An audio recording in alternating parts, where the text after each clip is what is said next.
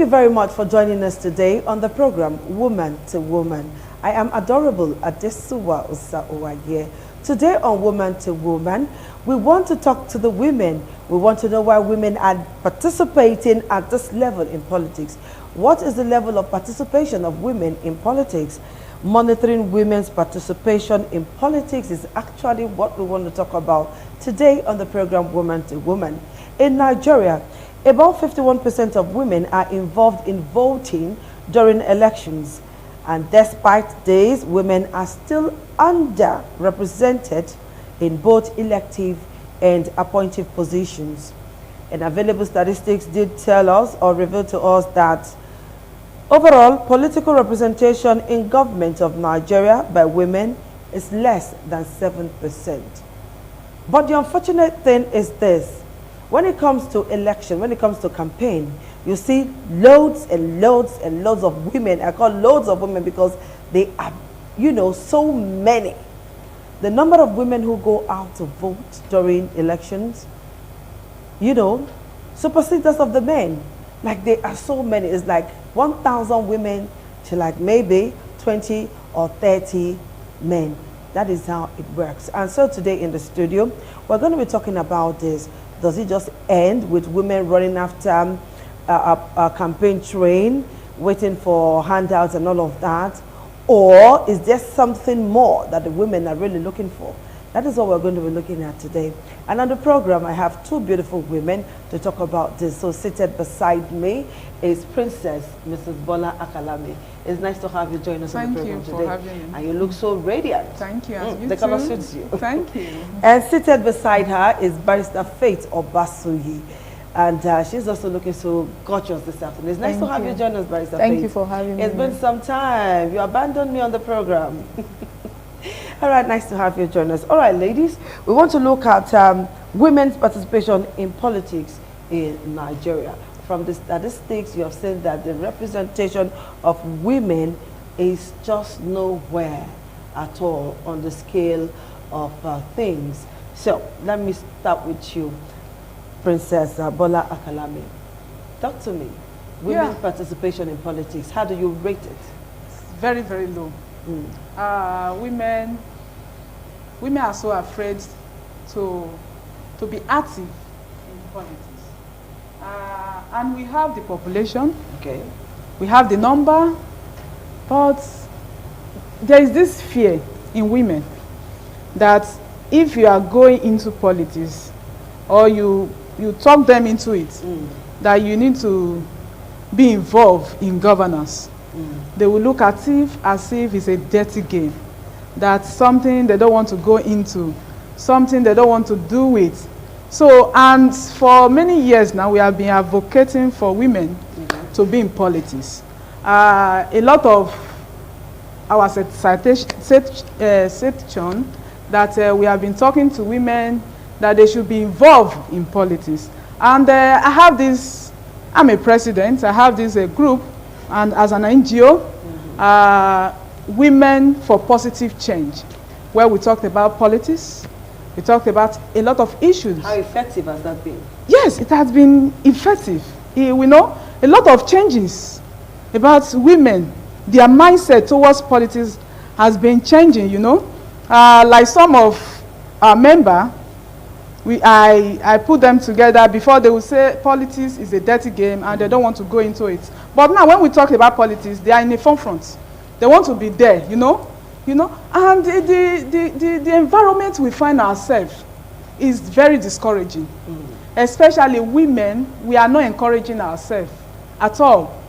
When you see a woman coming up as a councillor, you want to contest as a councillor or as a chairman, you see a lot of women castigating the person, even when you did not know the person. You said, so when you get there, what will not happen? You will start misbehaving and raising shoulder and all of that. But in the aspect of men, it's not like that. And we have the population. When you get to feed on election day, you discover that you have a lot of women voting, and we have this. We have the population. Loads and loads of women. We women When we are united, we can do a lot of things. Okay. We women, we have the power to influence our children. We have the power to influence our husband, to talk them into it, to vote for us, if we are ready. Okay. And that is the problem we are having. If we are ready. Yes. Let me just hush you there now. Faith Obasui, let me pick your mind on women's participation in politics. She has just said women are afraid. Women think that politics is dirty, and then the environment is not favorable. Talk to me about women in politics. What do you think is the problem? Well, it is true that the number of women in politics is really very low and insignificant. Yeah, it's really low. And so me as a lawyer, I think it's a slight on our democracy. Okay. Having been practicing democracy for some time now, that women are not really involved, because if you look at it very well, women, they are good leaders, they are good managers, they are very objective, and they can do well in public offices. So, but for them not to come out to participate fully, to me, is a problem. And the reason why I think this problem have persisted over time is because, first of all, let's look at the political parties. Okay. If you look at the political parties, they don't feature women, they don't project women. They don't feature women, or the women don't show interest? No, they do.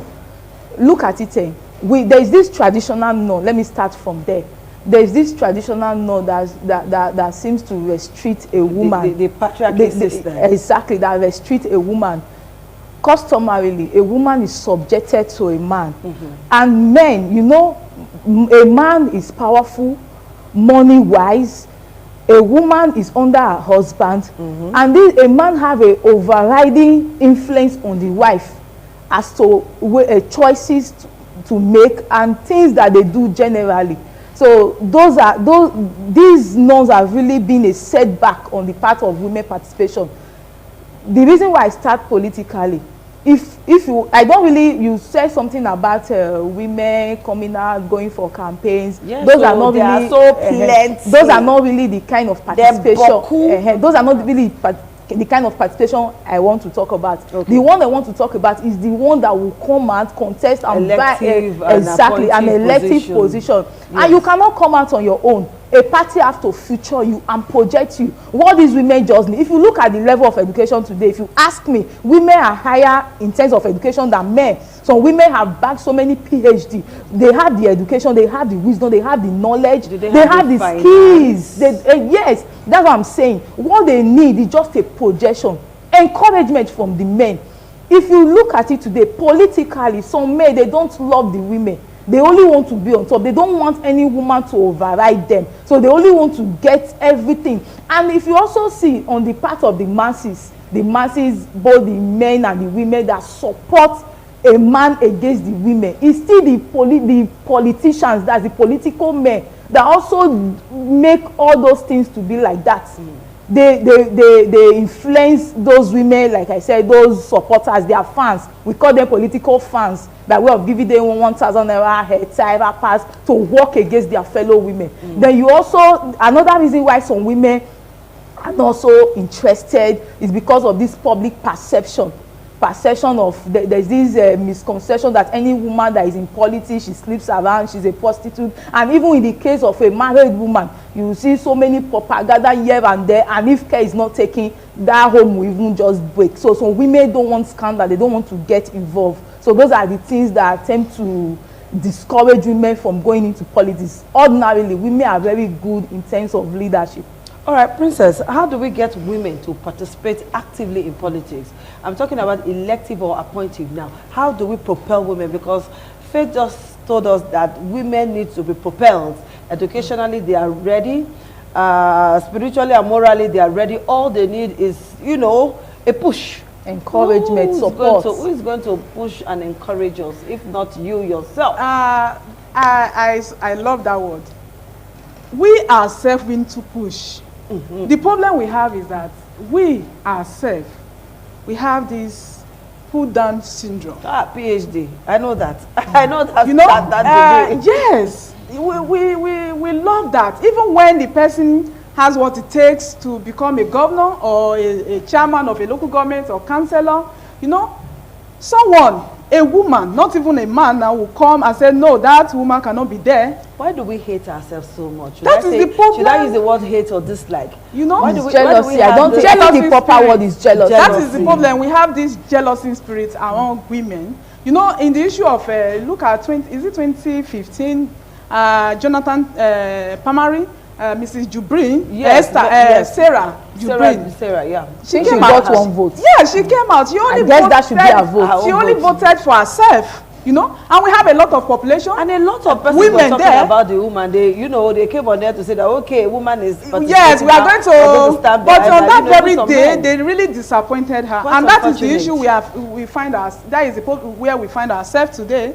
That we women, when it gets to that day of the election day, and we have the much population, but how are we going to show that we love this person? It's by voting. It's not about clapping. It's not about you clapping for that person to be there. When you on election day, you go there and vote for that same person. It's not about you giving you wrapper and you know, giving you 1,000. At the end of the day, you find yourself nothing to show for it. So I just know, and I believe that. Look at, okay, let's look at this. House of Assembly, there is no woman there at all. 18 out of the 18 local government, we only have one, which is very poor, very striving. Before we are coming up before. The more we are talking before, I think before we are coming up, but now it seems that everything is now down because of... I was in a forum with some women were discussing, and I said, why is it that you people just like to do follow, you clap? We women, we just clap, you know, follow politicians around, we take charge of other things, but when it comes to elective and appointive positions, we kind of take the back seat. And the woman was like, we women, we don't like to spend money now. You know, that means there is some form of inducement from some quarters. That's why people vote for certain persons and do not vote for certain persons. Now, let's look at the woman. Maybe if the woman has money to spend, she will get support. Do you think money alone is the problem? Politically, I don't think so. It's not money, because I know of some prominent men today who has nothing. Some of them were even cutting tickets. In fact, they are not even educated, but today they are one of the names to record with when it comes to political positions. And even if you have the money, you don't have the right persons to project you, you will go nowhere. So I think if you ask me, the solution to this whole problem is that the men, they need the reorientation. So as the women too that don't support their fellow women, they need the reorientation as to way of projecting women. If political parties project more women, for example, we have 24 members in House of Assembly, half of it, 12 is women. While others are men. You see more women, they will now they will now have this new mindset. My problem is, how do we get there? Because as it stands now, I'm not sure that the men are ready to give way. Because I remembered once upon a time in this country when women were clamoring and agitating at the House of Assembly, and somebody came out to say that you women are here on national TV. You women are here shouting, give us power. We're not giving you. Come and take it. You know? So how do we take it with all of these challenges you ladies have mentioned? How do we go about it? Yes, we are getting there. With the enlightenment, are you sure we're getting there? Because we will get there. Because what we're looking at now, it's a process. It's a process. We'll get there. The problem is that we need to encourage ourselves, and TV station like this encouraging women to come out. You know, advocating. You know, campaigning that we women should come out and engage authorities. That is it. You know, we will get there. And first of all, like you just mentioned that. A political party needs to bring out women. Like in other states, you look at in Yoruba land, which is what is it called now? Southwest. Look at Southwest. Most of Southwest deputy governors are ladies. They were women. We have only 4 deputy governors, women. Yes. So there you see that they are coming up over there. But here you see a lot of women are on the back seat, and we don't want that. We want active. We want women to be in active governance. We want women to come out. We don't want this pull down syndrome. We don't want jealousy. We need to encourage ourselves, women, even when the woman have the financial muscle, the intellectual, he have everything it takes. And another thing, the encouragement from the husband is very paramount, is very important. Men need to give this free hand for women to come out to advocate for any elective position. But I think that having the men support their wives, it's going to be very difficult. It's only a few men that will want to, but majority of the men will not want to support their wives to come out for any elective position, because they think that, like you said, the propagandas. Yes, like you said, a woman coming out for any elective position or even appointive, they're going to take a lot of things into consideration: the home, the children, then the meeting hours. Because sometimes you see that some meetings will go into the middle of the night, even to the next day. Now tell me, what man, let's be sincere with ourselves now, what man, correct husband like that, will just sit down and say, my wife, oh yeah, go, and stay till next morning? And you said the man should not think that a woman goes to work is a problem, because you find out that some men are using their phone to monitor their wives. Hey, where are you now? Are you sitting in the office? Okay, where have you reached now? You know, that kind of a thing. Yes. Like a monitoring spirit. Not the man's fault. It's because of what women are doing. Let's be and what sincere. they are also hearing. Apart from what men are hearing, if you go to social media, you see what women are doing. Even some married women were caught pants down, so to speak, with other men. So tell me, why would a man be comfortable to say, okay, I want to push my wife forward, go and do this, and you think the man will not have fears in his heart that maybe somebody is going to intimidate or cajole his wife to do all those naughty things that the man would not be happy with? Well, for me, I'm going to deviate from your question. Please do. Look, going into politics is a matter of principle and trust. That's in the case of a married woman. Because if you ask me, there are some women that don't even politic. Right under their husband's nose, driver will be sleeping with the woman, or gate man will be sleeping. They don't go anywhere, they are just there. So it's a matter of principle. It's how well you trust your wife. It doesn't really matter whether she do politics or not. And again, you talked about night meetings. To me, it all depends on how it works for everybody. You don't need to attend night meetings to achieve your aim, to meet with your constituency and all of that. It's just how you set your goals. I've seen some lecturers, some professors, they manage their home, they still cook for their husband, they do everything that has to do with their matrimonial life, they settled it, and they still do that of the public. So it's just how a woman balance her life, her time, and everything. That's for me. Then again, the previous issue that you raised, that where some women are jealous of their fellow women and all of that. The pull down syndrome, PhD. Look at it, the level that we are going into now. Women, that's political fans who are women who don't support their fellow women. The results are already showing, is glaring. The men that you support into power, when they get into power, they don't care about you. You can see the different victimization here and there. People, government of the day will come and tell people not to hawk on the street. They should not hawk on the walkways without alternatives. You see widows being maltreated by the husband's family, and yet the government will not do anything about it. But when a woman is there, as a woman, no matter how bad that woman is, the woman will feel your pain. The woman will know what you are passing through. Okay, well, we'll take this very short break from the program. When we come back, we will be talking more about women participation in politics. And I'm going to raise one issue that men are quick to raise. And each time I talk about women in politics, they are quick to bring in the issue of just one woman. Just one woman. You know, when we come back, we'll talk about that. The program is Woman to Woman. We have a telephone number on your screen. And of course, our social media handle on your screen. Use any to reach us on the program, Woman to Woman. We'll take that very short break. We'll be right back.